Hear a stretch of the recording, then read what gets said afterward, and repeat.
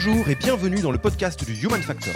Je m'appelle Alexis Eve et tous les mercredis, je vais à la rencontre des startups les plus véloces pour rentrer en détail dans les bonnes pratiques RH qui leur permettent de faire du facteur humain un levier de croissance plutôt qu'un risque. On s'est spécialisé dans la formation professionnelle à distance, tutorée et certifiante. Le Human Factor, ce n'est pas qu'un buzzword, c'est aussi le nom de notre premier livre. Les clés de l'alignement entre associés, d'une organisation adaptée ou encore de la bonne relation à son travail. The Human Factor, c'est 100 pages de retour terrain des plus belles startups et de bonnes pratiques actionnables. Si vous voulez en savoir plus, allez tout simplement sur www.yaniro.co/book, B-O-O-K. On met le lien dans la description de l'épisode. Pour l'heure, je vous laisse avec l'invité d'aujourd'hui et vous souhaite une bonne écoute. Bonjour Pierre, comment vas-tu ? Bonjour Alexis, ça va très bien. Et toi ? Bah écoute, ça va bien. Comme je le disais, bonne humeur, bonne ambiance, un petit peu lassé du confinement comme tout le monde, mais là, pas mal de boulot de plutôt intéressant. J'ai cru comprendre que c'était un peu pareil de ton côté. Ouais, complètement. La formation à distance continue d'être très dynamique. Et du coup, je pense qu'on est tous les deux assez contents de faire un petit break au milieu du tumulte des mails et des notifications et du boulot de fond de tout genre, pour faire un petit épisode qu'on attend depuis un bon moment. Je dis on parce que Pierre m'avait confié que c'est un sujet qui le passionne et moi je suis doublement impatient de faire cet épisode. D'une part parce que Pierre a été très demandé par les invités de ce podcast. Il a été plusieurs fois cité comme la personne qu'on devrait avoir dans ce podcast. Et le sujet est un sujet qui nous intéresse beaucoup. Mais en tous les cas, Pierre, merci d'avoir accepté notre invitation sur le podcast du Human Factor de Yaniro. On est très content d'être avec toi aujourd'hui. Eh ben, merci pour l'invitation et surtout pour parler de ces sujets effectivement qui me passionnent. On va voir, je suis pas sûr de tous les maîtriser, mais vu qu'ils font mon quotidien, je pense que ça va être assez intéressant de creuser ça. Alors, avant de parler des différents sujets qu'on va aborder aujourd'hui, parce que donc, si vous avez ouvert cet épisode, c'est probablement que le titre devait être assez clair. Peut-être que ça vaut le coup de te laisser te présenter, Pierre, et de parler de Youno.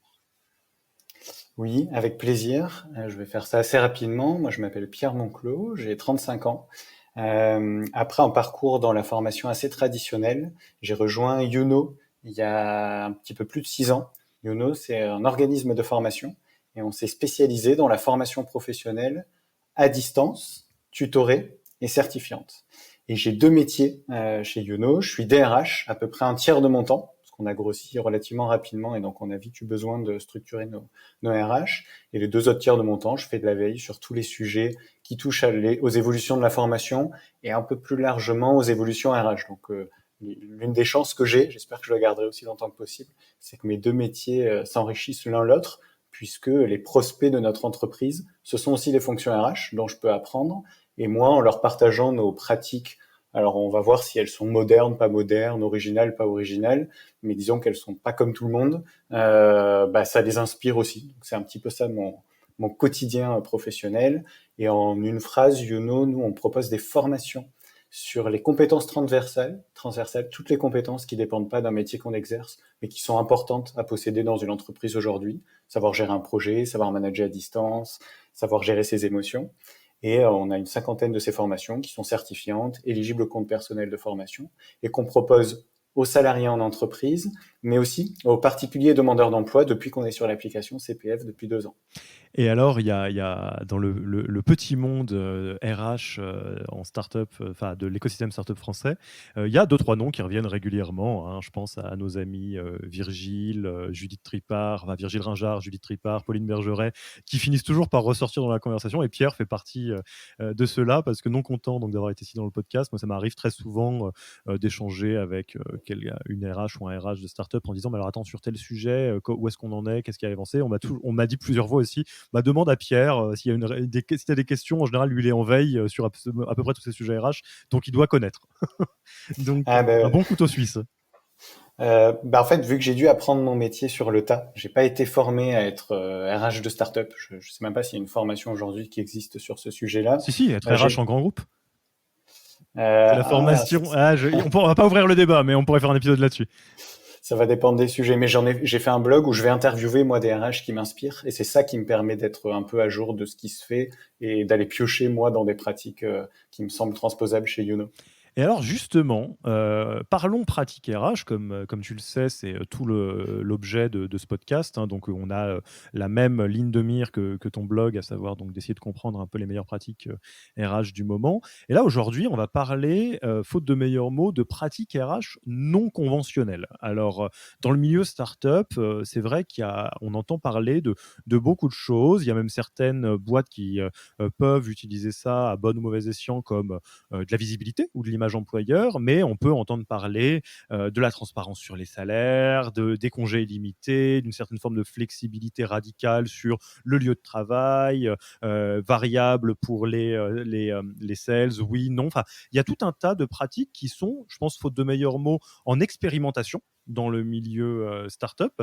Et c'est un peu de toutes ces pratiques qu'on va essayer de parler, d'une part parce que il y a un certain nombre de ces pratiques que tu as pu tester ou ne pas tester chez Youno, et on va expliquer justement cette petite nuance qui est pas mal intéressante, ou d'autres que tu as pu, toi, observer et avoir un peu de recul.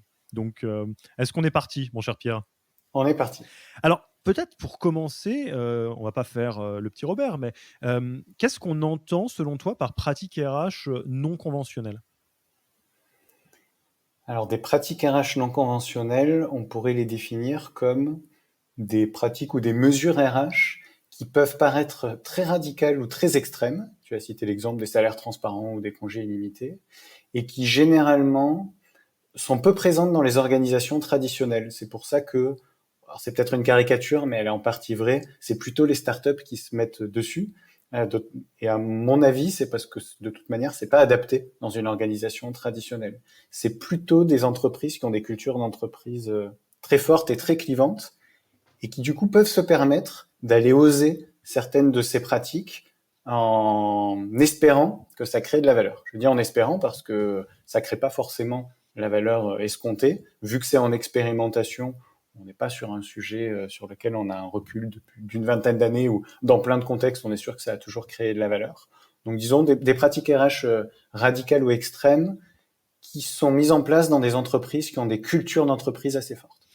Et alors du coup, je te pose tout de suite la question, c'est ce qui m'est venu spontanément avec, mon petit cerveau de profane sur ces sujets-là. Tu me confirmes qu'on est donc bien, consciemment ou non, dans une logique d'expérimentation sur ces pratiques-là? Parce que le milieu startup, paradoxalement, est à la fois très bon en innovation et très bon en réutilisation d'outils qui fonctionnent bien ou de canevas qui fonctionnent bien, sur l'organisation du travail, je pense aux OKR ou à d'autres choses comme ça. Et là donc, tu considères qu'il y a une vraie logique de dire: bon, on a une culture qui va nous dicter telle ou telle pratique qui nous semble logique par rapport à ce qu'on est en train de faire pour aller jusqu'au bout du modèle. Et après, à Dieu va, faisons de notre mieux et essayons de voir si ça apporte de la valeur. Oui, et je pense que c'est notamment, en tout cas chez Youno, c'est comme ça que ça s'est fait, mais je l'ai vu dans d'autres boîtes dont on s'est inspiré nous-mêmes, aussi par opposition, en cherchant un modèle qui s'opposait à des organisations trop traditionnelles qui n'étaient pas compatibles avec une start-up qui a la spécificité de grossir très vite, d'avoir des nouvelles générations, sans entrer dans le cliché des dernières générations et leurs attentes, mais des nouvelles générations, des moyennes d'âge assez faibles. Et donc il y a des enjeux d'efficacité, d'agilité et de performance qui sont différents. Je dis pas qu'ils sont mieux ou qu'ils sont moins bien. Et je pense aussi que c'est pour ça que ces startups vont expérimenter en se disant, allez, je vais prendre un premier exemple. Si on a des règles qui sont un petit peu trop rigides ou opaques, notre équipe, elle va pas bien s'en emparer, voire ça va être assez frustrant.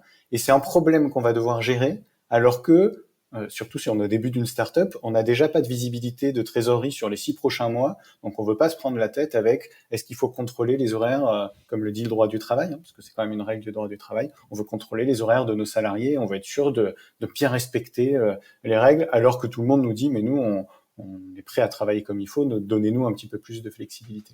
Je pense que souvent ça démarre comme ça. Alors, ouais, c'est rigolo que tu en parles et on va pas l'aborder maintenant, mais je pense que c'est un canevas qui est intéressant, c'est de voir, est-ce que les bords de la créativité, sur ces nouvelles pratiques sont pas finalement le droit du travail? Et dans certains cas de figure, on peut, oublier ce cadre-là. Mais alors la 1re question qui me vient, et peut-être par le témoignage de Youno ou d'autres boîtes que tu as rencontrées, très pragmatiquement, pourquoi est-ce que certaines organisations se tournent tourne vers ces pratiques. C'est quoi? Il y a une logique, dont tu en as un peu parlé, d'expérimenter des modèles qui fit encore plus avec la culture. Il y a une logique d'opposition à des recettes qui ne fonctionneraient pas dans l'environnement, en tout cas si on prend le benchmark classique. C'est quoi un peu le panel des raisons de se tourner vers ces pratiques? Il y a les bonnes et les mauvaises raisons. Il y a les mauvaises raisons qui sont intéressantes. Moi, au début, c'est comme ça que je les ai découvertes, donc c'est peut-être pas une si mauvaise raison, mais ça dure pas très longtemps. C'est quelque chose qui brille. Quand on se dit, waouh, dans notre entreprise, on pourrait mettre en place les congés illimités. Vu que très peu d'entreprises le font, on pourrait faire avancer cette cause-là. Plein de gens voudront postuler chez nous, alors que vu qu'on existe depuis peut-être pas très longtemps, nous, on n'a pas notre marque employeur, et donc on pourrait faire parler de nous. Ça va nous permettre d'attirer des talents qui sinon seraient pas venus dans notre entreprise. Et puis, et là on est à la limite de la prétention, de se dire on va faire un peu mieux que les autres, on va réinventer les choses à notre manière. Ça couvre à peu près les mauvaises raisons, et surtout quand c'est fait juste à des fins de marque employeur ou de communication, et qu'on tombe dans le bullshit, parce que dans les faits, une fois qu'on arrive dans l'entreprise, les congés ils sont pas si limités que ça. Je veux quand même en parler, parce que moi au début c'est vraiment ça qui fait que je me suis dit mais les congés limités ou d'autres exemples, ouais, nous on va faire différemment. Ça en général, quand on a peu d'expérience et qu'on est naïf, on peut facilement tomber là-dedans. Mais il y a des bonnes raisons pour y aller. Du coup, moi, maintenant, ça fait un peu plus de 6 ans que je suis DRH et qu'on a gardé certaines de ces pratiques. J'y ai trouvé de la valeur, et d'autres entreprises m'ont convaincu que ça a créé de la valeur. Et dans les bonnes raisons, il y a l'enjeu d'avoir une organisation qui est en phase avec les attentes des équipes d'aujourd'hui et les méthodes de travail d'aujourd'hui.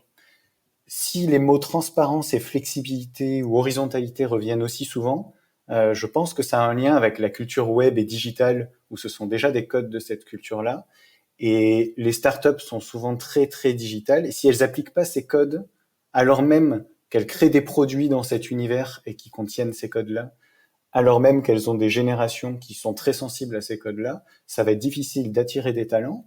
Si on les a embauchés, ça va être difficile de les fidéliser, alors même que, vu que ces pratiques sont originales, dès qu'il y a quelqu'un qui met ça en place, c'est très vite médiatisé.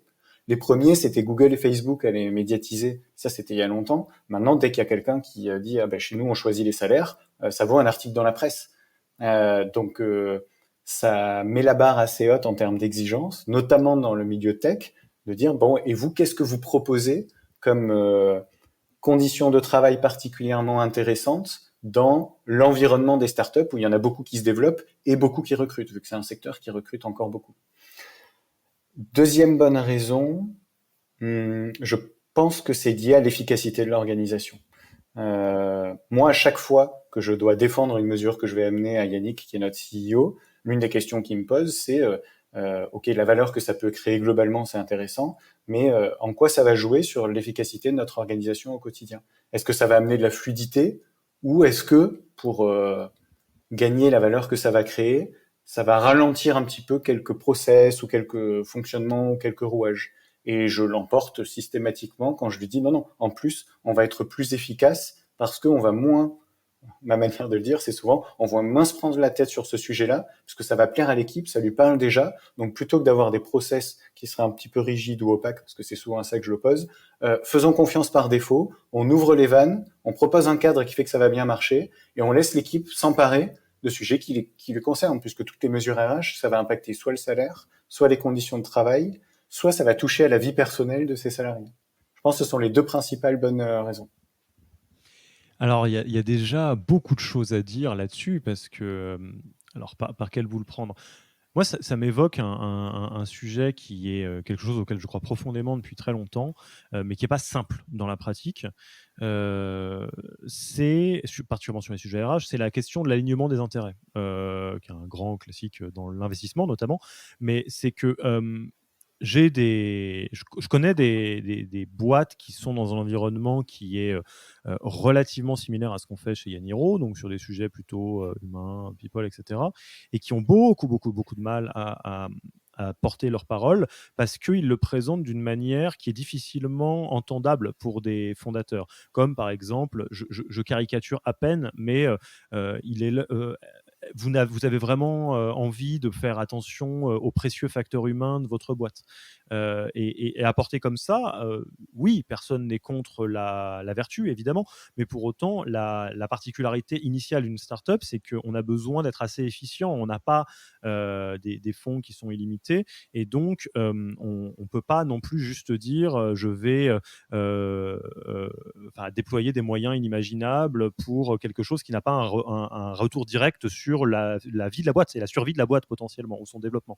Et à l'inverse, je pense qu'il y a trop de mesures qui disent bon si on doit faire le choix entre l'humain et la performance, on choisira la performance, alors que dans beaucoup de cas de figure, quand on prend le temps de faire tourner un peu le Rubik's Cube correctement, les deux sont inextricablement liés. C'est ce que tu disais. Tu disais qu'une bonne mesure RH, ça va travailler sur l'épanouissement professionnel, sur l'efficacité. On va arrêter de se prendre la tête sur certaines choses, ce qui est évidemment un grand soulagement au niveau des collaborateurs et collaboratrices de la boîte, et qui se traduit par de l'efficacité ou de la performance, ou arriver à avoir des gens qui sont mieux dans la boîte, qui restent plus longtemps, qui s'épanouissent, et donc moins de turnover. Enfin, donc je voulais juste partager ça parce que ça me semble flagrant, particulièrement sur cette question des organisations qui mettent en place des pratiques non conventionnelles, parce que en réalité, c'est pas un gros mot que de dire qu'on veut essayer de gagner de la performance pour la boîte, comme c'est pas un gros mot de dire qu'on veut prendre soin de ses collaborateurs collaboratrices, parce que quand on est malin, on fait les deux en même temps.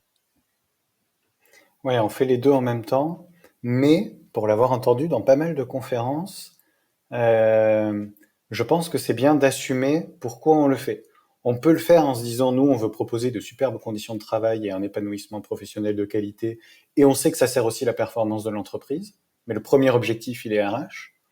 Ou, inversement, ce qui est peut-être un peu plus difficile à assumer en public, mais vu que ça se ressent en interne, autant assumer directement ceux qui disent « nous on fait ça pour la performance, on a un enjeu, que notre organisation se développe très vite, en plus ça propose de meilleures conditions de travail, très bien ». Et cette nuance-là, de choisir l'objectif principal et de l'assumer, je pense que c'est assez important, parce que ça va driver ensuite la manière dont on va fonctionner dans l'entreprise. Et ceux qui sont un peu moins sensibles à la performance et qui avaient rejoint l'entreprise pour d'autres raisons, il va y avoir des dissonances très très rapidement dans la communication. Je pense que ça va pas très bien. En fait, ça va pas très bien fonctionner malgré les bonnes intentions si on le prend pas de la bonne manière. Et toi, tu le prends de quelle manière, du coup?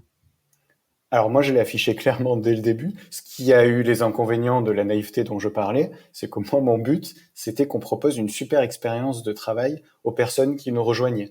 Alors après, c'est facile entre guillemets. Moi, j'avais la casquette RH. Je suis pas fondateur. Je suis arrivé juste après les deux fondateurs, et c'est ce qui me passionnait. C'est pour ça qu'après Yannick lui me dit OK, et sur le terrain de la performance, est-ce qu'on peut aussi en parler parce que l'un ne va pas sans l'autre, mais il assume aussi que ça soit l'objectif principal, c'est pour l'expérience des salariés, ce qui nous aide à aller vers certaines mesures dont on ne connaît pas l'impact réel sur la performance. Vu que certaines sont relativement nouvelles, l'an dernier, en 2020, il y a eu le fameux congé second parent qui a été très connu suite à l'initiative de pas mal d'entreprises. Il y a un débat encore, moi je ne sais pas répondre au débat de est-ce que quelqu'un qui prend que 11 jours consécutifs ou à qui on propose un mois qui est payé par la boîte avant que ça devienne légal là en 2021, est-ce qu'au final il va y avoir un impact direct sur la performance parce que celui qui a posé moins de congés, il est plus dispo mais il est un peu crevé, ou l'autre il s'est reposé plus longtemps? En vrai, je sais pas. Et donc si on s'est dit le souci c'est la performance, on peut pas trancher ce débat-là. Si on s'est dit le souci c'est de proposer les meilleures conditions de travail, bah au moins là ça simplifie les choses. Et l'un dans l'autre, retour à la logique d'expérimentation, parce que de toute façon, c'est impossible de savoir très vite ce que va donner une nouvelle pratique, en fait. Ouais, ouais, ouais. Et alors, du coup, parce que là, on fait durer un petit peu le suspense, est-ce qu'on rentrerait pas directement dans plusieurs pratiques non conventionnelles, et tant qu'à faire, certaines que vous avez mises en place chez YouKnow, et qu'est-ce que ça a donné concrètement? Eh ben, avec plaisir, avec plaisir. Nous, il y en a deux essentielles. Il y a la transparence radicale. C'est celle qui a eu le plus d'impact chez YouKnow. Donc, si ça te va, j'aimerais bien commencer par celle-là. Commençons. Et après, il y aura l'ultra flexibilité, qui est la deuxième qui a eu le plus d'impact quand j'essaie de prendre un peu de recul. Donc, la première, la transparence radicale, on l'avait pas en place dès le début chez YouKnow. Quand on a travaillé sur nos valeurs, comme beaucoup d'entreprises le font peu de temps après leur création, rapidement, on s'est dit que l'une de nos valeurs devrait signifier que l'intérêt collectif primera toujours sur l'intérêt individuel dans l'entreprise.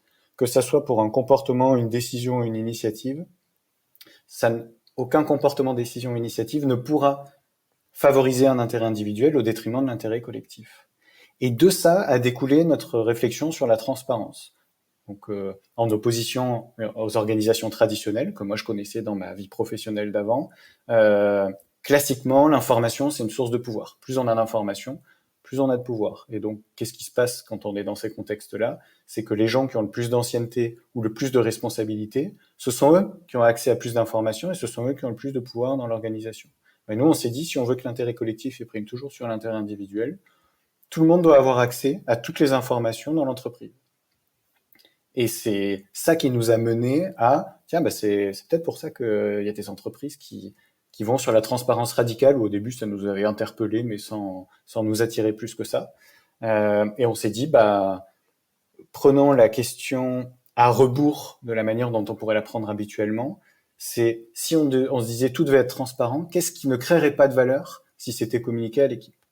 Et on s'est dit, il y a quelques sujets financiers on a de la trésorerie à 2 mois. Il y a 5 ans, on était à 2 ou 3 mois de trésorerie devant nous. Si on le partage en temps réel à l'équipe, ce sera plus anxiogène que si on prend le temps de l'expliquer et qu'on ne le communique pas en temps réel, parce qu'en fait, c'est normal, c'est notre cycle de vie et on n'a pas de souci avec ça.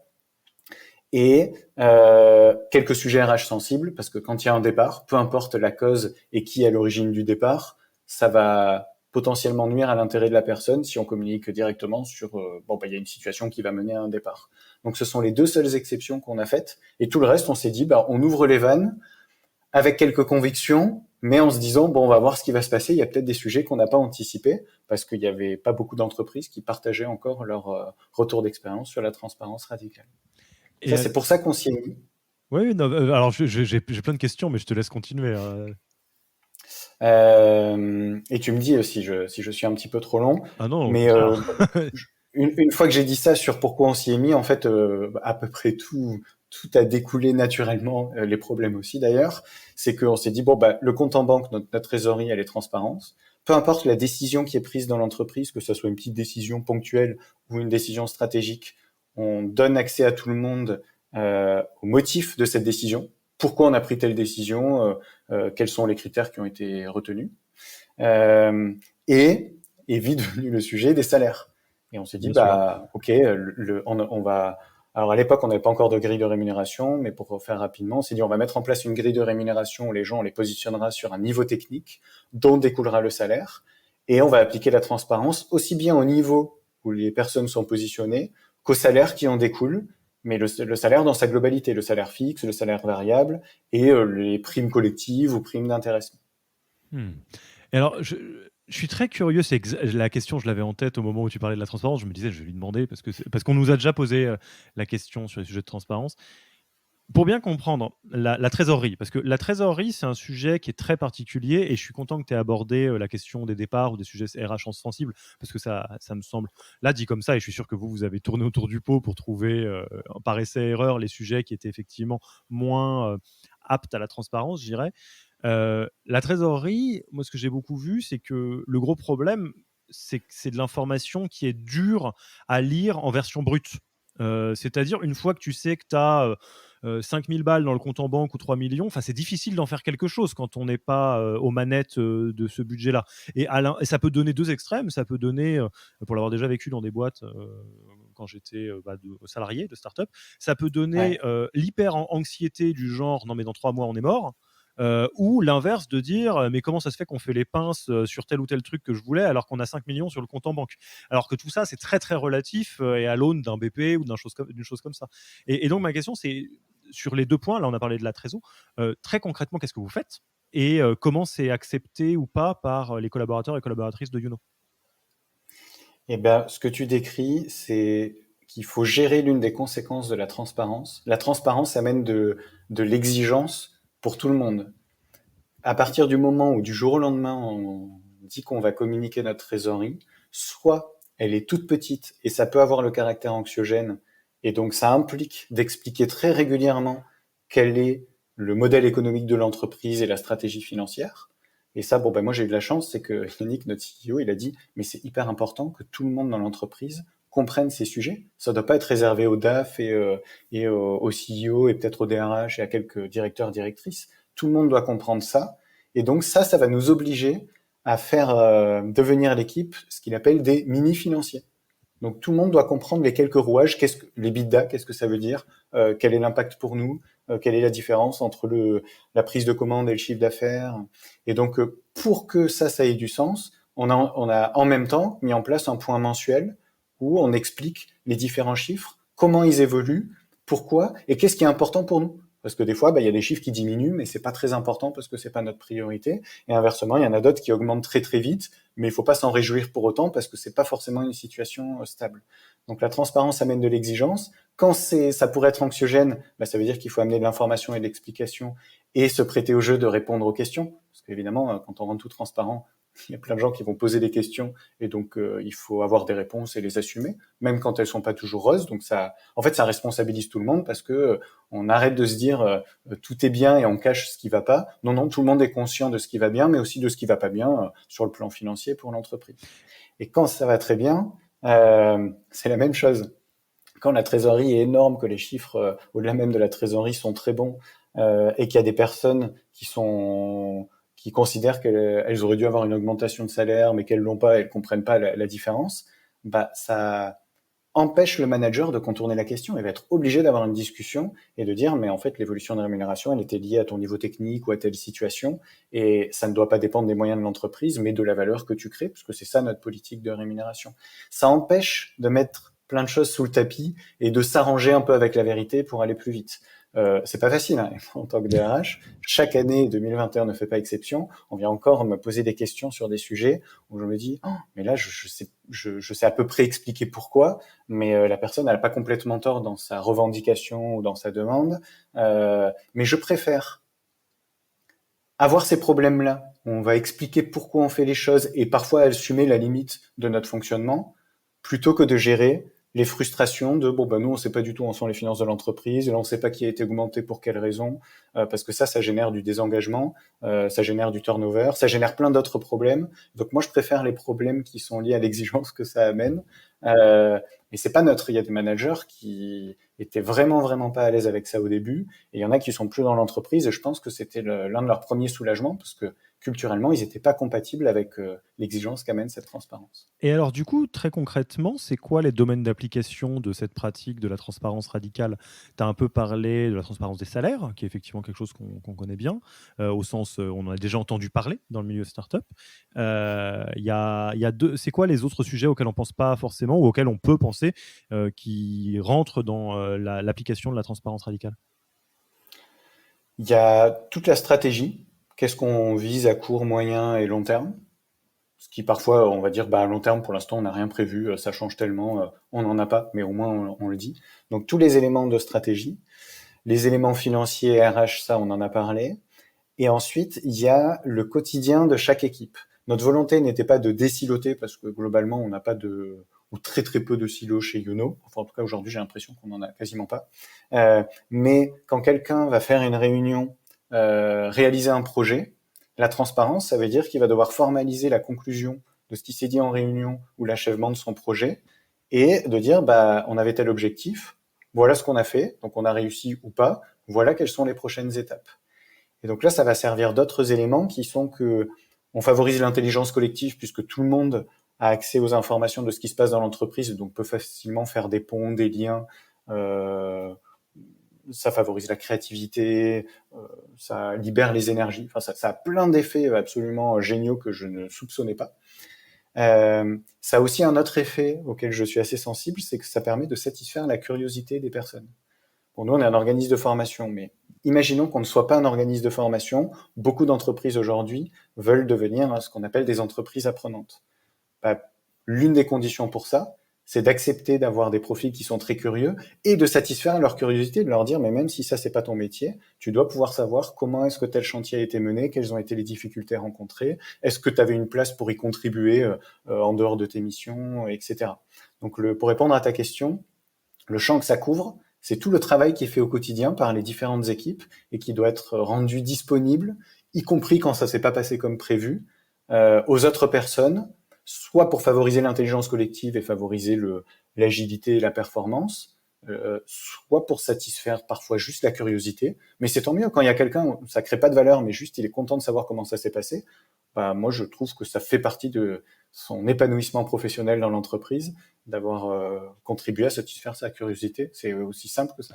Et ce qui est intéressant dans ce que tu dis, et je pense que ça vaut la peine de le souligner deux, trois fois, comme la plupart de ces pratiques, c'est qu'il y a deux choses. Il y a l'intention de dire, voilà, transparence radicale. On doit, s'il y a un sujet qui doit être pas transparent, bah, c'est parce qu'on n'a pas réussi à faire autrement. Typiquement, tu parlais des sujets RH sensibles, mais sinon, la position par défaut, c'est transparente. Donc ça, c'est l'intention qui colle avec la mission, avec les valeurs de l'entreprise, etc., la culture plus globalement. Et après, il y a la mise en pratique. Parce que ce que j'aime bien dans ce que tu dis, c'est que c'est l'équivalent de dire des patrons qui disent ma porte est toujours ouverte. Oui, alors Ouais. qu'en vrai, si tu veux vraiment prouver que ta porte est ouverte, il y a un petit peu de chorégraphie à mettre en place. C'est pas juste ouvrir sa porte. Et là, c'est un petit peu pareil, ce que je comprends entre les lignes, c'est qu'au-delà des questions de rigueur et d'une certaine forme d'exigence vis-à-vis de la boîte que ça crée, du type ah bah oui, si t'es pas, si on ne t'augmente pas cette année alors que l'entreprise fait du chiffre, qu'est-ce que ça veut dire en vrai? Et donc en détricotant, oui, ça veut dire que on a un modèle de rémunération qui est basé sur l'apport de valeur. Enfin, et après du coup, on l'explique. Et tu as d'autres choses qui sont même du process, entre guillemets. Quand tu dis qu'il y a de la transparence dans les réunions, bah, ça veut dire effectivement qu'il faut formaliser. Et que du coup, la transparence, au-delà d'être une intention, pour qu'elle se manifeste, il faut que les gens aient la possibilité d'être curieux. Et ça demande un effort collectif de l'entreprise. Et je pense que ça sera vrai dans la plupart des pratiques. Oui, en fait, on pourrait commencer à faire une méthodologie de comment on met en place ces pratiques. Et quand on reprend là l'exemple que tu donnes, on peut pas se lancer dans ces pratiques en faisant les choses à moitié. Je pense que c'est pour ça moi j'utilise le mot radical ou extrême. C'est ma manière de dire, c'est tout ou rien. Parce que si on s'arrête au milieu du gué, on dit ok, chez nous les salaires sont transparents, mais on ne sait pas pourquoi telle personne a tel salaire, ben ça marche pas. Voire c'est encore pire. On aurait dû ne rien faire. Juste pour que tu Donc saches, ton voisin gagne 3 fois ton salaire et toi, ah bah super. exactement. Et tu donnes l'exemple de la porte ouverte, bah c'est exactement ça. Si on dit la porte est ouverte, mais que on sait pas trop quand est-ce qu'on peut rentrer, qu'est-ce qui peut nous tomber dessus si on rentre, c'est pas la même chose que si la personne dit la porte est ouverte. Et d'ailleurs, notamment les vendredis après-midi, j'aimerais qu'il y ait des personnes qui viennent me voir, j'ai du temps dédié pour ça. Voire je sors dans le couloir et je dis aux personnes, hey, regardez, ma porte est ouverte, ça te dit de prendre un quart d'heure pour qu'on discute de ta semaine. Bah c'est pas du tout la même chose. Et alors pour nous donner un peu l'idée justement, sans forcément rentrer trop dans les détails, parce que je suis sûr on a pas mal d'autres qu'on a envie d'aborder, entre le moment où vous décidez que non, mais allez, il faut qu'on se lance dans la transparence radicale chez Youno, et j'allais dire pas la dernière pierre à l'édifice, parce que ça veut rien dire, mais au moins la fin du chantier de mise en place de ce truc-là sous tous les angles, il y a combien de temps? Ça prend combien de temps de lancer ça en fait? Nous, ça a pris à peu près 6 mois parce qu'on a fait deux choses en même temps. On a travaillé sur nos valeurs et on a mis en place la grille de rémunération. Et en fait, je dis pas que c'est forcément la meilleure manière de faire, mais chez nous, ça s'est passé comme ça. Quand on a commencé à se pencher sur la transparence, on s'est dit, tiens, bah, est-ce que les salaires devraient pas être transparents? Et vu qu'on réfléchissait à une grille de rémunération, on s'est dit, bah alors, si on fait une grille qui va devenir transparente, ça va changer la manière peut-être dont on va la faire fonctionner. Et ça prend du temps de formaliser ces valeurs, mais aussi de mettre en place une grille de rémunération. Surtout quand on passe d'un système qui n'était pas transparent à un système transparent. Donc chez nous, ça a mis 6 mois la partie formelle, mais la partie informelle, après, elle dure encore longtemps. Parce qu'une fois qu'on a mis ça en place, moi j'avais encore notamment un manager qui me disait, mais ça va tout casser de mettre les salaires transparents, ça va pas du tout créer la valeur qu'on escompte, et ça a créé des résistances à différents niveaux, y compris à des niveaux de manager. Et c'est quelque chose que, bon, alors, si je pouvais refaire l'histoire, j'aurais mieux anticipé en impliquant plus les managers qu'à l'époque on n'a pas assez impliqué. Donc je suis passé à côté de problématiques évidentes. Bah, ça m'apprendra à pas impliquer les managers et à aller trop vite. Mais il y a la partie informelle je sais pas, qui a dû mettre 1 à 2 ans à notre vitesse. Alors je sais pas si dans toutes les boîtes ça mettra autant ou aussi peu de temps, mais ça c'est le temps normal d'acculturation quand on fait évoluer sa culture. Parce que Yannick et Jérémy, les fondateurs, ils étaient relativement sensibles à la transparence, mais c'était pas une valeur qu'ils avaient en arrivant quand ils ont créé l'entreprise. Moi, j'y étais un peu plus sensible, mais pareil, je connaissais pas ce sujet-là, et donc il a fallu le temps de l'acculturation pour que ça soit un sujet stable. Même si après il a eu des détracteurs qui sont venus à d'autres endroits, c'est le temps que ça nous a pris. Ça, je pense que c'est une pratique qui, je le regarde un peu par un autre angle, parce que c'est des choses dans lesquelles on se retrouve assez souvent impliqué, des grands changements, des grandes transformations. Il y a une règle un peu fondamentale qu'il faut garder en tête pour pas être surpris. Enfin, deux. La première, c'est effectivement que dans des grands changements, en bonne conduite du changement, quand on peut impliquer les personnes qui vont être touchées par le changement de près ou de loin, c'est mieux. Comme tu disais, Oui. hein, ça facilite un petit peu les choses, même si c'est un peu plus, c'est un peu de boulot, quoi. Et la deuxième, ce que tu as dit en creux, c'est que quand on fait quelque chose de radical, par définition, ça veut dire qu'il y a des gens qui vont pas s'y retrouver. Et il faut accepter, je pense, de se dire, euh, comme quand n'importe quelle entreprise fait un exercice de valeur, ça peut arriver qu'il y ait des personnes qui se rendent compte en cours de route qui sont dans un bateau qui va en Nouvelle-Zélande alors qu'ils pensaient aller en Australie. Mais que le fait d'avoir clarifié ça, ça met un peu les choses face à ça, mais que pour autant, c'est pas forcément dramatique en soi. C'est pas dramatique, mais c'est utile quand, si in fine, ça va enclencher le départ de certains collaborateurs. Prenons l'extrême. On met en place une mesure radicale et il y a une personne qui s'y reconnaît tellement pas qu'elle finit par quitter l'entreprise. Ça peut avoir créé de la valeur, même si c'est un cas extrême, si au final c'était une mesure qui découlait juste de la culture d'entreprise et que ça a mis en lumière que la personne avait un gros décalage avec la culture d'entreprise. Moi, j'ai mon meilleur exemple. Alors, sur le coup, j'ai pas réalisé que c'était ça qui se passait. Il m'a fallu un peu de temps pour me dire, ah ben, ok, en fait, c'est ça qui s'est passé. C'est l'exemple que j'appelle l'exemple du pot à crayon. Quand on est passé au flex office. Donc, on n'avait plus de bureau attribué. On s'est dit, il y en a marre que ça soit les gens les plus anciens ou peut-être parfois les managers qui aient les meilleures places dans les bureaux et qu'on puisse jamais se retrouver à côté de personnes différentes du jour au lendemain. En plus, on commençait à mettre en place le télétravail. On a mis en place le flex office où chaque jour, on doit changer de place et on doit changer de voisin. Parce que la première fois qu'on l'a mis en place, on a changé de place, mais les gens, ils gardaient les mêmes voisins. Donc ça servait pas à grand chose. Bon, l'une des conséquences de ça, c'est qu'il faut il faut nettoyer son bureau le soir et on laisse l'écran et le bureau est vide à part ça.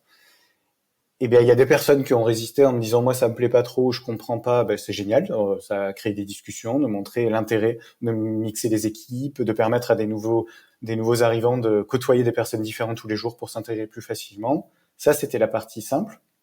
Mais la partie pot à crayon, c'est une personne qui, tous les 2 jours, venait me dire, moi, j'en ai marre, tous les matins, je dois réinstaller mes affaires, ça me prend du temps. Je lui disais, mais tu mets ton ordinateur et tu le branches, ça va pas plus vite que ça. Il fait, ben non, moi j'ai quelques outils, j'aime bien avoir sur mon bureau, puis après il faut que je sorte mon pot à crayon et que je remette mes crayons dedans. Bon, à l'époque, j'ai pas trop su. Pour moi, ça me paraissait absurde. Je me disais, mais c'est quoi le problème du pot à crayon?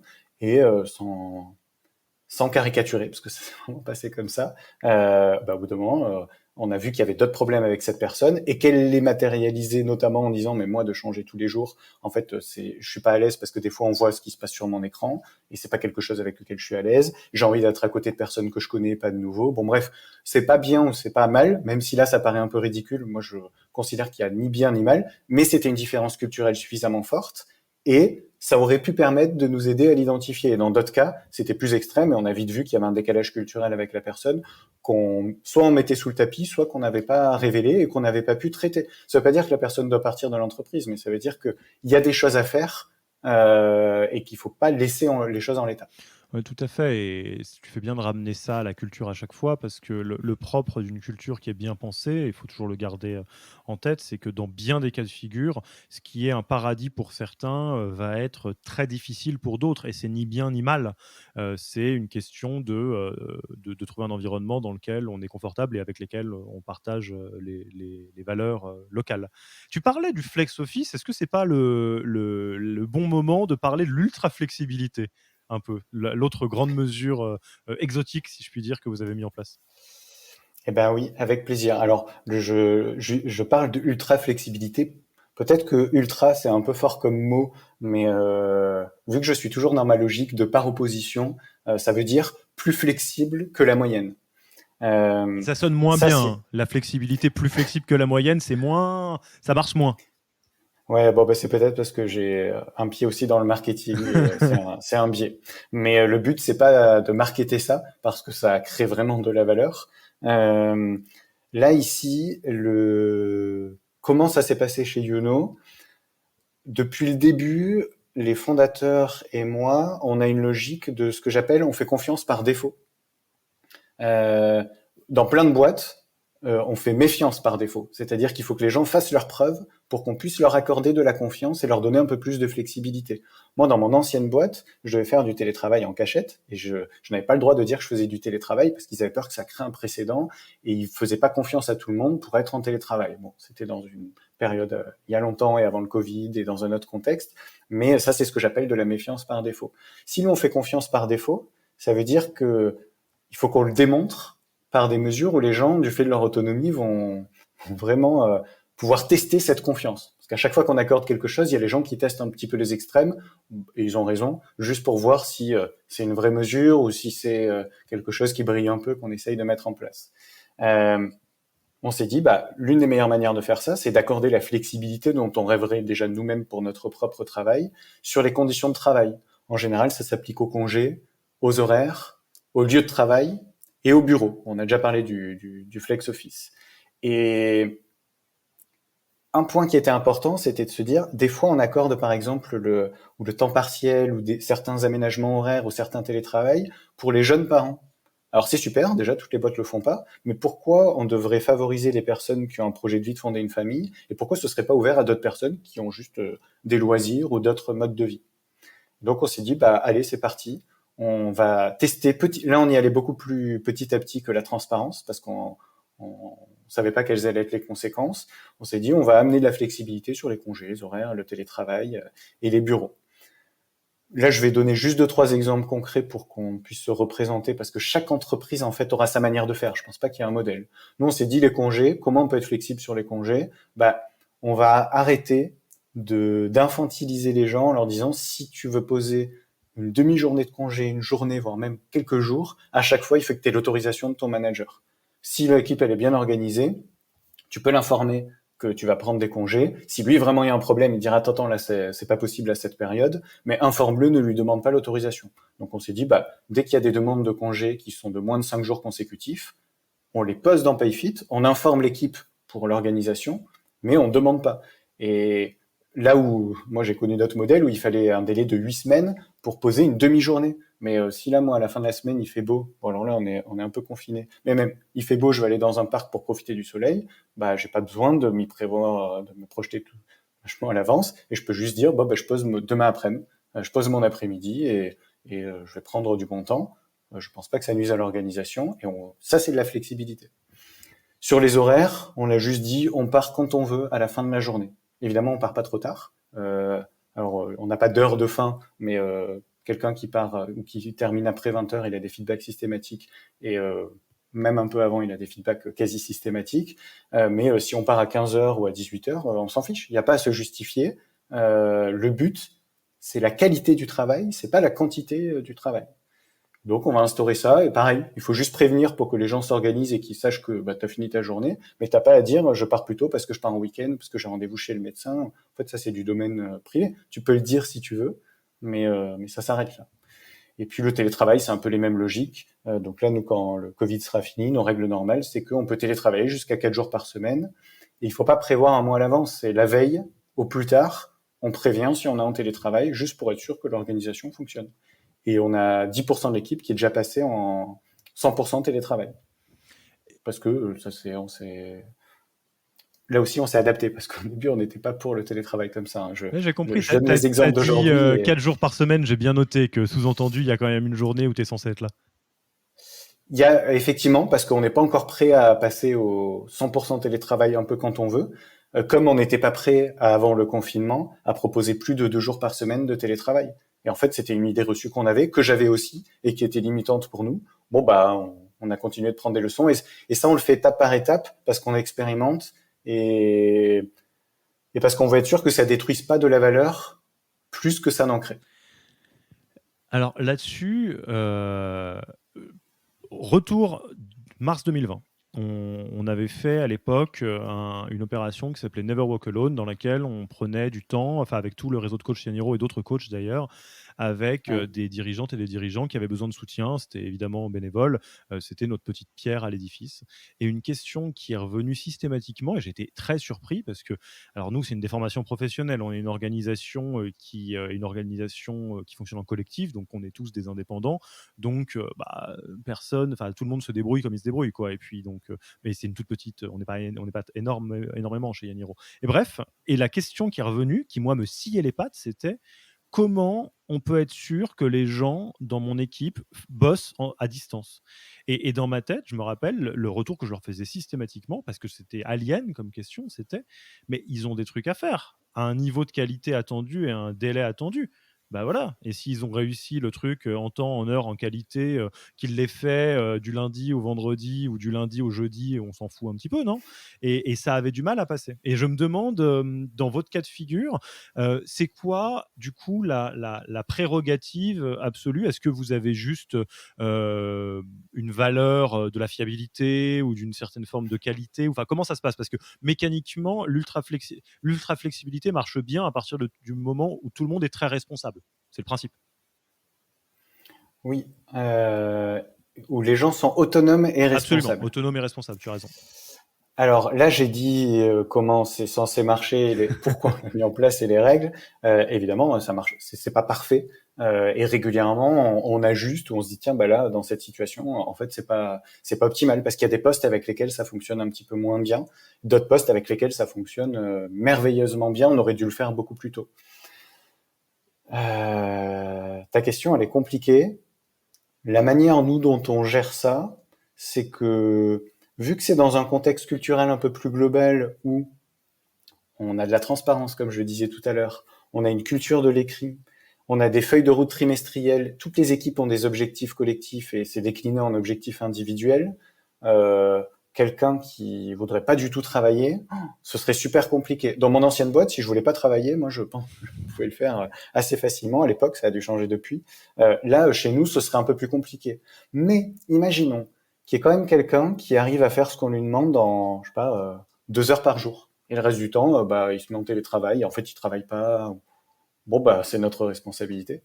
Là, en vrai, le problème, c'est pas d'avoir proposé la flexibilité, c'est que soit en, je trouve même pas le mot approprié, mais je dirais que le problème, effectivement, c'est pas la personne, c'est le manager ou l'entreprise qui sous-staffe complètement la personne ou qui a sous-estimé ses compétences à un niveau beaucoup plus élevé. Et il faudrait vite l'identifier parce que bah, potentiellement cette personne va finir par s'ennuyer, sauf si elle a trouvé son équilibre comme ça. Mais bon, ça l'oblige probablement un peu à mentir, ça la met en défaut. Donc ça finira par mal se terminer entre guillemets. Et c'est ça le vrai problème. C'est pas le fait que nous on ait proposé une flexibilité très forte. En plus, je pense que ça va arriver rarement. Et j'imagine que dans ce cas, effectivement, qui est très hypothétique, et dans la vraie vie, ça ne se passe pas tout à fait comme ça, le vrai cas de figure qui peut arriver, c'est quelqu'un qui, entre guillemets, s'enivre de toute cette liberté sans avoir trop de velléité sur l'autonomie ou la responsabilité, et auquel cas, j'imagine qu'il va très vite se faire rattraper par la culture, hein. Et oui, mais c'est pas si simple. Bah justement, quand je disais les problèmes que ça génère, c'est que parfois ça va créer l'effet inverse de celui escompté. C'est-à-dire que quand on propose beaucoup de flexibilité, moi j'ai eu des exemples encore début 2021 où j'ai dû faire des feedbacks et j'ai dû demander au manager de faire les mêmes feedbacks à des personnes qui, au prétexte que vu que c'était flexible, ils ont pu se dire tiens bah moi je vais le voir le médecin pendant ma journée de travail, donc je m'absente 1 heure et demie et je rattrape ça un soir à 22 heures ou le dimanche matin. Là, on a dit non, non, nous, dans nos valeurs, il y a aussi une valeur sur l'équilibre de vie et on travaille pas le soir ou le week-end.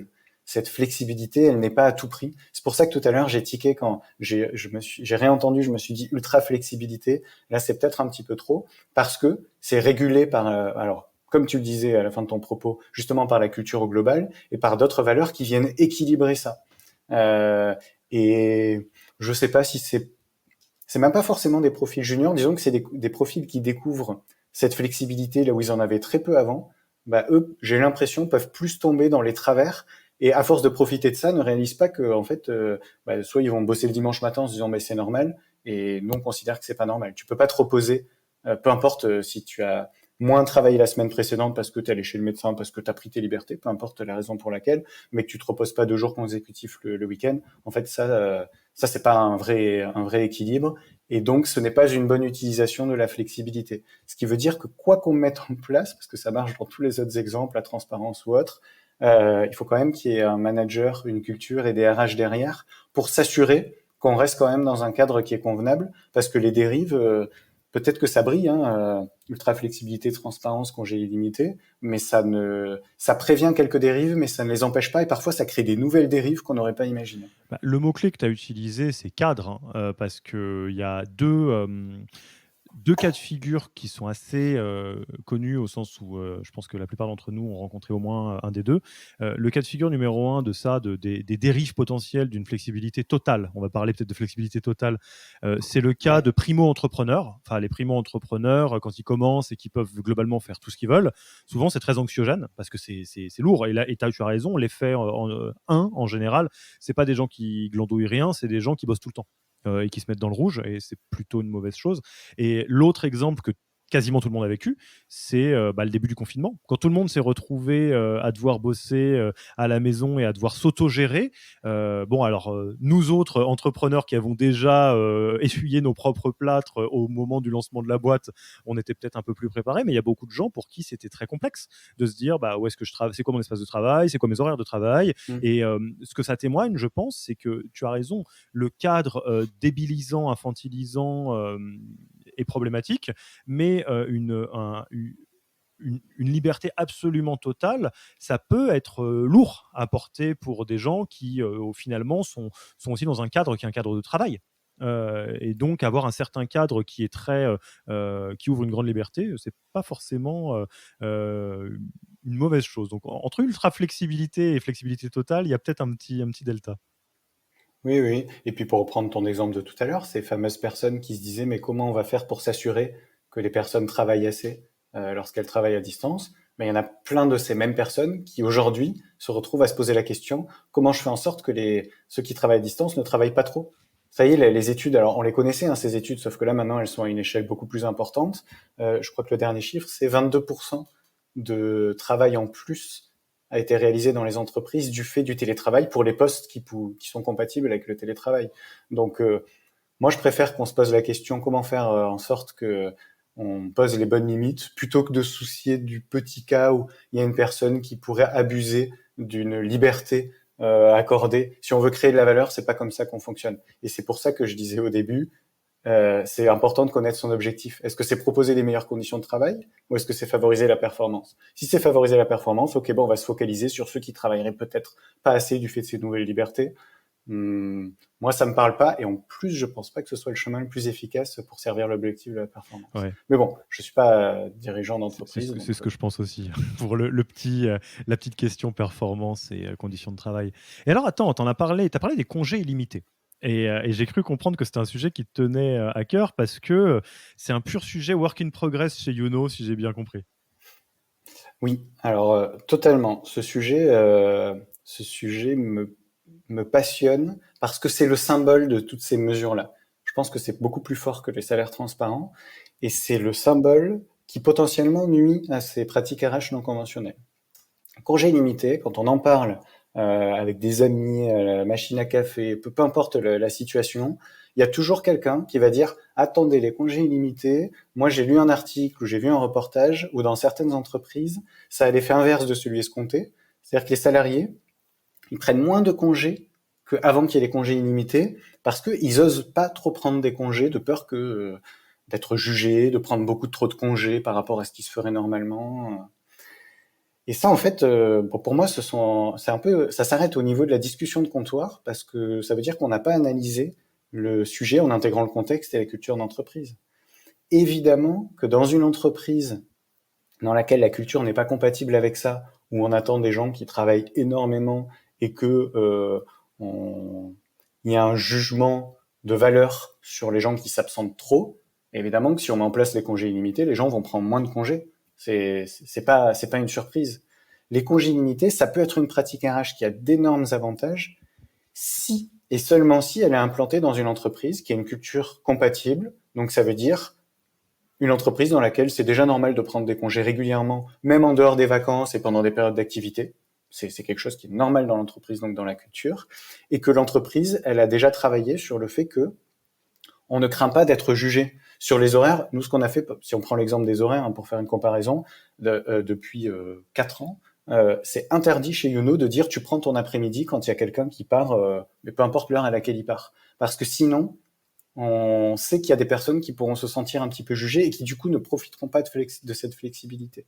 Donc sur les congés illimités, c'est pareil, il faut désacraliser, n'importe qui peut prendre des congés quand il veut, on peut poser un cadre comme tu disais, donner quelques règles. Bon, il y a peut-être certaines périodes où il faut pas en poser plus de tant de jours parce qu'il y a des impératifs pour l'organisation, ça s'entend très bien et on les assume. Et là, on peut mettre en place les congés illimités, bénéficier de la puissance d'une mesure comme les congés illimités, sur tous les avantages qu'on a décrit au début de ce podcast, sans les effets de bord.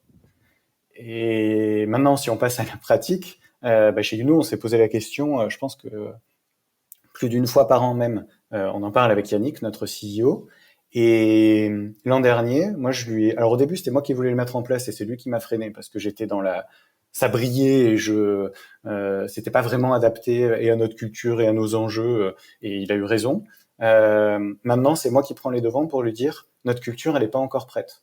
On a eu des exemples encore en 2020 où, vu que maintenant on travaille beaucoup plus à distance, on a pris pour habitude de se dire bonjour et au revoir sur notre outil Slack pour que, où qu'on soit, les personnes, on garde ces petites habitudes du bonjour qu'avant on avait au bureau, tout simplement.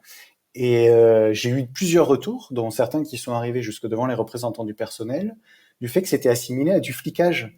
C'est-à-dire qu'il y a des personnes qui se sentaient presque obligées de dire bonjour et qui se disaient, mais si je dis bonjour à 9h30, on va savoir que je commence à 9h30, alors qu'il y en a un qui a dit bonjour à 8h. Ou inversement, quand je dis, c'est fini pour moi à 15h30, on sait que je pars à 15h30. Dans les faits, jamais, et j'ai dû le rappeler dans une réunion avec toute l'équipe, on n'est pas du tout obligé de dire bonjour ou au revoir. Mais si on est arrivé dans cette situation, ça veut dire qu'il y a encore des personnes qui sont méfiants sur la perception qu'on peut avoir déjà de leurs horaires de travail. Alors je me dis, si on met en place les congés illimités, on pourrait avoir cet effet de bord là aussi. Ça veut dire qu'on n'a pas encore assez travaillé sur cette liberté-là et c'est pas assimilé dans notre culture. Et donc là, il y a deux choix. Soit on met en place les congés illimités avec d'énormes garde-fous. Il y a des entreprises qui ont mis les congés illimités, mais qui ne déclenchent une prime de 1 000 euros que quand on pose au moins X congés par an. Bon, c'est un peu forcé la machine. Moi, je suis resté sur la mesure comme avait proposé Yannick, où on s'est dit, en fait, il y a 5 semaines de congés légaux, on rajoute 2 semaines par an, on rajoute quelques jours supplémentaires, alors notamment en 2021, là, parce qu'on perd des jours fériés qui tombent les week-ends. Comme ça fait au moins 7 semaines par an de congés pour les salariés. C'est déjà très bien, c'est simple, efficace. Et puis quand il y a un compteur, on est sûr que les gens vont poser la totalité ou la quasi-totalité de leurs congés, et sinon que ça leur sera payé à la fin. Et du coup, on n'a pas besoin en fait des congés illimités, ça marche très bien comme ça. Ouais, alors c'est hyper rigolo comme révolution entre guillemets au sens un cercle que vous avez fait parce que j'étais en train de me dire un petit peu, je te suivais attentivement et je me disais mais effectivement est-ce que la réponse à ce paradoxe des congés illimités c'est pas simplement de mettre dans le compteur de congés de jours de congés des uns et des autres beaucoup de congés parce que Ouais. finalement, dans la vraie vie, dans un monde de congés illimités, je suis pas certain qu'il y a grand monde qui va prendre 24 semaines par an parce que c'est relativement incompatible avec un travail, en tout cas pour beaucoup de monde, ça dépend évidemment du boulot, il peut y avoir des gens qui sont au 4/5e, mi-temps, enfin après il n'y a aucun problème là-dessus, mais dans l'absolu, même philosophiquement, je pense qu'effectivement, tu as raison, enfin je le vois intellectuellement plutôt, hein, mais le côté illimité crée un compteur, de facto, où à la fin, on peut relever les compteurs en disant machin a pris 12, machin a pris 30, machine a Oui. pris 40. Alors que si tu dis c'est cette semaine, tu le prends pas. Théoriquement, tu es plutôt incentivé à le prendre, mais ok, ouais. C'est assez intéressant. Et du coup, tu continues à. Là, tu es du coup pile poil, enfin, vous êtes tous et toutes pile poil dans l'expérimentation de voir c'est quoi les bords de la philosophie des congés illimités, mais qui fonctionne avec la culture Youno, c'est ça? Bah, on se repose la question. Alors là, bah, en 2020, on a tranché que non parce on n'était pas assez confiant. Je pense que ça reviendra en 2021 au second semestre. On se la pose tous les ans juste parce que ça nous passionne de se dire, tiens, où en est notre organisation? Est-ce qu'elle est prête avec ça? Parce qu'à chaque fois qu'on s'est posé régulièrement des questions sur les autres sujets, c'est ça qui fait que on a fini par se dire, tiens, en fait, ça, allez, on a quand même bien fait de tester, et de se poser les questions parce que ça nous a fait progresser. Et moi, j'assume, c'est aussi un de mes drivers personnels, ça nous permet d'avoir un impact au-delà de l'entreprise. Quand on a des pratiques comme ça qui créent des avantages pour les collaborateurs sans nuire à l'entreprise, en fait, on a un impact en dehors de son entreprise et on fait avancer certaines causes. Le congé second parent, c'est un exemple. Moi, c'est pour ça que ça m'a inspiré. Et dès que j'en ai entendu parler, bah, on l'a mis en place avec Yannick. Là, la décision, elle a été super rapide. C'est aussi pour ça, bah, merci de m'inviter dans un tel podcast pour qu'on puisse en parler parce que c'est grâce à des partages que on fait avancer la cause de certains sujets auxquels on est sensible. Et en général, quand on est RH, on a quelques convictions et sujets auxquels on est sensible. Donc peut-être c'est un peu fort. Moi, je le prends comme une petite responsabilité de me dire, allez, on met de l'énergie sur ces sujets. Si ça fait avancer les choses, tant mieux. Mais je le prends comme une responsabilité, pas parce que, pour chercher une expression pas trop vulgaire, euh, pas parce que je suis prétentieux, mais parce que j'ai été très frustré pendant mes 6 premières années d'avoir une organisation RH qui m'était proposée, qui était très opaque, pas du tout flexible, et où bah, des fois je devais mentir pour télétravailler. C'était absurde. Donc je me suis dit, si moi je peux amener ma petite pierre à l'édifice pour faire évoluer les choses et montrer la valeur que ça crée, mais aussi les limites et les effets de bord, bon bah un autre Pierre dans une autre entreprise peut-être aura une meilleure expérience de travail et ne perdra pas du temps à contourner les horaires, contourner la transparence, tous ces sujets absurdes. Il y a déjà tellement de travail en entreprise, si en plus on doit se prendre la tête sur des sujets qui sont absurdes, bon, on n'a pas fini. Alors, Pierre, je regarde un petit peu l'heure qui tourne et je me dis, oh là là, il y aurait tellement de choses à dire, mais en même temps, je pense qu'on peut assumer ce côté vue d'avion et d'être entré dans ce que vous faites chez Youno.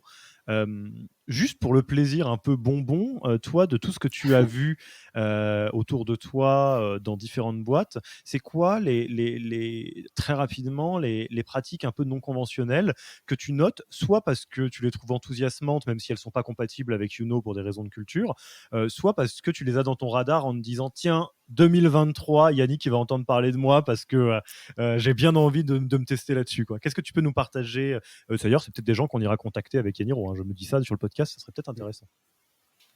Eh ben écoute, je peux même donner le nom des entreprises parce que là, bon, il y en a pas mal, mais disons que les principales et qui pourraient impacter la suite de Youno. Alors, je prends pas d'engagement s'il y a des salariés qui écoutent ce podcast, mais j'assume totalement m'intéresser à ces sujets. C'est d'ailleurs pas un secret. Il y a Welcome to the Jungle qui a communiqué l'an dernier sur le fait qu'il passait à la semaine de 4 jours, payé 5 jours. Ça, c'est intéressant. Là aussi, je suis sûr qu'il y aura toujours quelqu'un pour dire, ah ouais, mais peut-être qu'il travaille autant en 4 jours et qu'il travaille tard le soir et que parfois il se connecte un peu la cinquième journée. Bon, bah ça veut dire que la culture d'entreprise n'était pas compatible. Mais une semaine de 4 jours payé 5, moi je trouve ça très très très intéressant. Alan, ils ont une pratique, bah, j'avais pu interviewer l'un de leurs commerciaux, ils ont dit, nous, chez les commerciaux, il n'y aura pas de salaire variable. Pourquoi? Parce que on veut que tout soit collectif, tout le monde contribue de la même manière au business, et donc on a des primes collectives, mais il n'y a pas de variable individuelle chez les commerciaux. Ça, je trouve ça assez extrême et inspirant. Lucas, ils sont même allés un petit peu plus loin, puisque chez Lucas, LU2CA, c'est le DG qui a implanté ça lui-même, hein, il est très sensible à ces sujets. Il a dit, bah, chez Lucas, quand il y a des processus d'augmentation de salaire, c'est la personne elle-même qui va choisir son augmentation de salaire et la défendre devant un comité de différents salariés. Ce qui est intéressant, c'est que l'analyse qu'il en a fait, c'est que les salaires, ils sont 1 à 2% supérieurs à ceux du marché, mais surtout, ils sont en moyenne 3 à 4% plus élevés que si le DG les avait déterminés seuls. Donc moi je trouve ça, chapeau d'avoir mis ça en place. Et puis une dernière, alors ça chez Youno, je sais pas trop si ça marcherait, mais je trouve que c'est un beau modèle. C'est le temps de travail totalement flexible. Live Mentor, ils avaient mis ça en place. Je sais pas si c'est encore en place aujourd'hui, je suppose, mais on peut choisir de travailler très tôt le matin ou tard le soir. En fait, chacun fait sa vie un peu comme si c'était des freelances, vu qu'eux, ils font des formations pour les porteurs de projets et les freelances. Bah, ils ont proposé le même mode de vie à leurs salariés, et je trouve ça inspirant aussi. C'est génial. Bah, Anaïs Préto est passée dans le podcast Ah bah oui, c'était l'un des ouais, premiers, ouais, oui. c'était genre épisode 5 ou 6. On la salue, hein, si tu nous écoutes, Anaïs. Dédicace, SO. Ce qui est très intéressant, que j'avais vraiment retenu chez Live Mentor, qui n'était pas spécifiquement sur ce sujet du temps, c'est qu'en tout cas, eux, la culture, c'est pas de la blague, quoi. C'est-à-dire, on essaye de coller Ouais. au plus proche de notre environnement. Notre environnement, c'est des freelances. Donc, philosophiquement, on est des freelances nous-mêmes, qu'on soit 5, 10, 100 ou plus, quoi. Et c'est vraiment jusqu'au boutiste sur la notion de vivre la culture à 100%. Et alors, du coup, sans les citer peut-être, si c'est un peu plus pavé dans la mare, c'est quoi à l'inverse des pratiques RH non conventionnelles qui ont fait un peu le buzz à un moment donné, ou à ton avis c'est un peu un pétard mouillé ou un soufflet qui finalement c'était pas la bonne idée? J'en ai une qui me vient en tête. Je crois que c'était Yahoo les premiers qui avaient fait ça, mais ils ont été suivis par pas mal de boîtes où ils ont dit on supprime les entretiens annuels. Je suis pas sûr que c'était Yahoo, il faudrait vérifier. En fait, il y a plusieurs boîtes qui ont dit les entretiens annuels sont des moments tellement stressants et sources de risques psychosociaux, tant pour les salariés que pour les managers, qu'on va les supprimer. Chez nous, il n'y a pas d'entretien annuel, on gère autrement. Je pense qu'ils se mettent le doigt dans l'œil, même si j'ai pas été à leur place, parce qu'en général, les entreprises qui ont témoigné là-dessus, elles sont connues pour ne pas avoir des cultures du feedback. Et donc forcément, les moments d'entretien annuel, c'est le seul moment où on se dit tout ce qui va pas depuis un an. Donc forcément, ça se passe pas bien. Et donc ce genre de pratique où on va enlever un process très important managérial, si c'est pas fait pour une bonne raison, mais juste pour enlever un problème qu'on n'a pas totalement maîtrisé, je suppose que c'est une mauvaise mesure. Je vais dire je suppose parce que j'étais pas à leur place. Ok, bah écoute, je pense que là, on a fait un bon petit tour. Moi, ce que j'en retiens, et tu me affines ce que je dis, c'est que sur la question de comment choisir des pratiques RH non conventionnelles pour les RH, les fondateurs, fondatrices ou juste les enthousiastes qui nous écoutent, il y a une vraie question de se poser la question de sa culture, en fait, hein, de se dire quelle est la base de la culture dans notre boîte, les valeurs, et normalement, les pratiques RH compatibles devraient découler assez naturellement, et à l'inverse, il y en a qui vont sembler un peu incompatibles parce que mécaniquement, les pratiques RH non conventionnelles sont assez clivantes. Donc, il faut que ça aille avec le poids du corps de la culture. Et après, il y a un vrai sujet de se dire qu'il faut choisir les problèmes qu'on va avoir. Tu disais, de toute façon, des problèmes, il y en aura, faut pas se leurrer, mais on peut se poser la question d'avoir le problème qui est lié à quelque chose qui est un peu rigide, un peu liberticide, ou le problème de la flexibilité. Et même si le problème de la flexibilité sera là, peut-être, on peut se poser cette question-là, pour reprendre l'exemple de la flexibilité. Ouais, c'est ça, faut choisir ses problèmes. Sur le salaire, c'est exactement ça. Avant, on avait le problème des gens qui étaient frustrés de pas savoir comment évoluer leur salaire et celui de leurs collègues. Maintenant, on a un autre problème, c'est comment est-ce qu'il va évoluer par la suite du fait de notre grille de rémunération qui est transparente. Pourquoi est-ce qu'il y a eu telle évolution de niveau? Donc, on parle des compétences, mais plus du salaire. Mais c'est tout aussi compliqué, hein. Donc, on choisit ses problèmes. Et je pense il faut aussi se faire attention aux effets de bord. Donc, il y a les congés illimités qui peuvent avoir l'effet inverse, mais il y a aussi l'équipe qui peut contourner la mesure si c'est pas suffisamment dans la culture. Donc ça veut pas dire que le RH il aura moins de travail. Même celui qui met en place les congés illimités, ça veut pas dire qu'il va plus du tout gérer les congés. Ce serait trop beau. Enfin moi j'ai cru ça au début, hein. Et ce que je rajouterais aussi, mais tu en as parlé, c'est qu'il ne faut pas oublier que toutes ces mises en place de mesures, c'est un temps long. Tu as parlé de 6 mois pour la transparence, on n'a pas fait l'exercice sur la flexibilité, mais entre l'intention et le moment, ça ne se fait pas tout seul. Donc, il y a un peu de boulot de consolidation.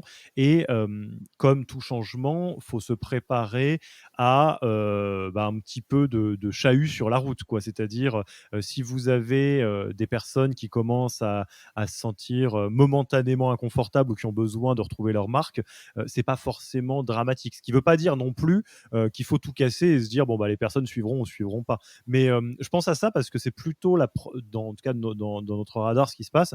Il y a des gens qui mettent en place des choses et qui disent oh là là mais les salariés ils vont penser ci, ils vont penser ça, ou j'en vois déjà qui vont dire non. On va voir. Prenons le temps étape par étape. Et c'est évident qu'un changement, ça se fait toujours avec son lot de petits, de petites gênes aux entournures. Mais pour autant, évidemment, si durablement dans le temps, tout le monde a du mal avec ça, il faut peut-être revenir en arrière, comme ce que vous aviez fait sur les congés illimités, où vous vous êtes dit, essai-erreur, on va pas y aller tout de suite, quoi. Ah oui, enfin d'ailleurs, on n'a même pas essayé. Oui, oui, On là, vous s'est n'avez posé pas la essayé, tout question, à mais on fait. n'a Mais en pas tout mis cas, en la question place. s'était posée. Ben oui, en fait, en termes de méthode, on peut se dire au regard de l'enjeu, est-ce qu'on fait la technique des petits pas? Nous, on a fait ça sur la flexibilité. On a été prudent, on y va petit à petit, puis tant que ça marche, on teste d'aller un petit peu plus loin. On est toujours dans cette dynamique, et donc on n'a pas pris trop de risques non plus. Ou si l'enjeu est trop fort, nous sur la transparence ou même sur la culture du feedback, on s'est dit l'enjeu est très fort, ça va créer beaucoup de valeur, donc on force un peu la machine et on a été un peu plus vite sans respecter les étapes que tu connais bien et que vous connaissez bien chez Yaniro, les étapes de la conduite du changement. Mais c'était assumé. C'est de se dire non, là, il faut qu'on aille vite, on n'a pas trop le choix, c'est vraiment important pour l'entreprise. Je pense que c'est deux manières de faire qui ont des avantages et des inconvénients. Top. Bah écoute Pierre, je te propose qu'on passe tranquillement à la fin de l'interview. La première question qui, je pense, intéressera beaucoup de monde, parce que là, on a ouvert beaucoup de champs. Double question, où est-ce qu'on te retrouve toi? C'est-à-dire si on veut engager la discussion avec toi, et où est-ce qu'on retrouve tout le travail de spéléologue ou d'explorateur que tu fais niveau pratique? Alors il y a deux endroits essentiellement. Sur LinkedIn, où je publie et repartage ces pratiques-là très régulièrement. Donc Pierre Monclos, Monclos, vous me trouverez sur LinkedIn. Et pour communiquer avec moi, c'est le meilleur canal. Et le deuxième endroit, c'est mon blog rh42.co, où là, je vais soit partager mes pratiques, soit aller interviewer des personnes qui sont très inspirantes sur des sujets que j'ai pas moi-même déployés chez Youno, et donc autant les prendre en retour d'expérience qui existent déjà depuis quelques mois ou quelques années. Top. Et au-delà de ton propre blog, tu as d'autres ressources que tu recommanderais aux auditeurs, aux auditrices? Il y en a plein. Moi, il y en a deux qui me parlent particulièrement. La première, c'est un livre qui est sorti il y a pas très longtemps, qui s'appelle Healthy Business. C'est le CEO d'Alan qui, justement, parle des nouvelles cultures d'entreprise et de comment ils ont géré ça concrètement. Eux, ils sont très radicaux dans beaucoup d'approches. Donc, même si on veut pas faire la même chose dans son entreprise, je trouve que c'est bien pour s'inspirer de voir comment c'est fait quand c'est poussé à l'extrême. Et la deuxième qui m'inspire, c'est la chaîne YouTube de The Family, qui est dans l'écosystème des startups, et notamment les vidéos d'Oussama Hamar, où même si il parle pas toujours de sujets RH, il a des vidéos RH, mais d'autres vidéos sur l'entrepreneuriat. Moi, en tant que RH, ça m'a beaucoup, beaucoup inspiré sur tous les sujets dont on a parlé dans ce podcast. Pardon. Et enfin, tu connais notre tradition parce que tu en es toi-même issu. Tu as été nommé, tu reprends le flambeau de plusieurs personnes qui t'ont déjà cité. À qui est-ce que tu aimerais passer le micro pour un prochain épisode du podcast? Alors, je l'ai pas prévenu, peut-être qu'elle s'en doute un peu, mais Alison Eastaway, qui est la VP People de Screen, pour moi, est vraiment la personne que j'aimerais entendre. Alors, sur plein de sujets, ceux dont on a parlé, mais en RH, vous savez, c'est le genre de personne où vous arrivez avec une conviction, quand vous discutez avec elle, elle vous dit, ah, moi, je suis pas d'accord, elle vous explique sa version des choses, et en fait, vous êtes d'accord avec elle, et vous changez d'avis à la fin de la discussion. Bon, ben, moi, c'est cet effet que j'ai eu à chaque fois que j'ai échangé avec Alison. Et pourquoi tu dis peut-être qu'elle s'en doute? Tu l'as un petit peu prévenu? Tu vas dire attends Alison, je vais te...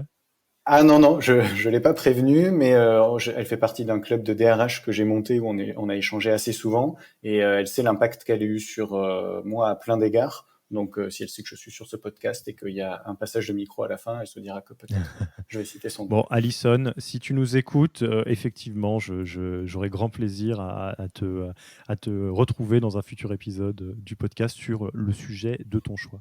Écoute, Pierre, merci pour ce très très beau tour d'horizon. Alors, c'est presque frustrant parce que n'importe quel sujet, j'ai un peu le sentiment qu'on aurait pu en faire un épisode au complet, mais en même temps, choisir, c'est renoncer, hein. Donc, l'idée, c'était Oui. de faire un peu une ouverture sur plusieurs angles. Je le glisse là comme ça. C'est pas impossible dans le futur du podcast Yaniro qu'on envisage des épisodes 2 sur certains invités qui auraient grand plaisir à traiter d'autres sujets. Donc sache que tu seras le bienvenu dans un épisode saison 2, saison 3 de ce podcast très probablement. Je suis assez convaincu qu'on aurait pas mal de choses à voir ensemble. Ah bah super, très sympa. Déjà un grand merci de m'avoir invité et d'avoir choisi ces sujets-là qui, je pense, sont inspirants pour des managers, des RH, des salariés, plein de personnes. trop bien qu'on puisse en parler publiquement et faire avancer ces choses. Merci pour ça. Pierre, merci beaucoup pour ton temps. Je te dis à très vite. Je vais me pencher très sérieusement sur ton blog. Et puis du coup, d'ici au prochain épisode potentiel qu'on fait ensemble, je te dis à bientôt. À très bientôt, Alexis. Salut Pierre. Merci d'avoir écouté cet épisode. S'il vous a plu et que vous ne voulez rater aucun nouvel épisode, abonnez-vous à la newsletter en allant sur le site www.yaniro.co.